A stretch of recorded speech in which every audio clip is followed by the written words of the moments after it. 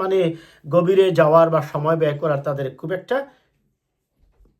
সময় নেই, কিংবা তাদের ইচ্ছাও নেই।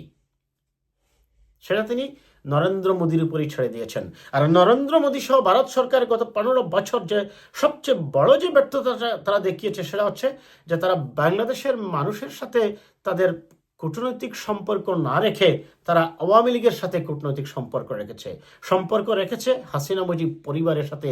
সেই ব্যর্থতার কারণেই আজকে এখন শেখ হাসিনা তাদের কাছে গলার কাটা হয়ে দাঁড়িয়েছেন, এবং তিনি ভারতেই সম্ভবত অবস্থান করতে হচ্ছে, তার আর কোনো বিকল্প নেই।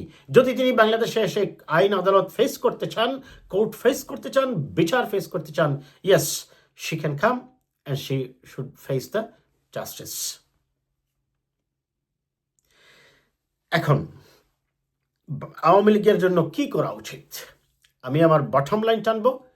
একবার মোদিজিকে এমন স্বাগত জানিয়ে মিছিল করার চেয়ে, ট্রাম্পের কাছে ধর্ণা দেওয়ার চেয়ে, মোদির মার্কিন যুক্তরাষ্ট্র সফরের জন্য চাতক পাখির মতো চেয়ে থেকে অপেক্ষায় না থেকে 15 বছরের দুঃশাসন, অপশাসন, নির্যাতন, নিপীড়ন, গুম খুন, হত্যা, রাহাজানি, ব্যাংক লুট, জালিয়াতি, সংবিধান, গণতন্ত্র, নির্বাচন ব্যবস্থা ধ্বংসের জন্য আমি মনে করি আওয়ামী লীগের উচিত হবে শেখ হাসিনা ওয়াজেদ তার সকল নেতাকর্মীদের অনলাইনে বা জুমে, কারণ এরা তো এখন ভিন্ন দেশে আছে,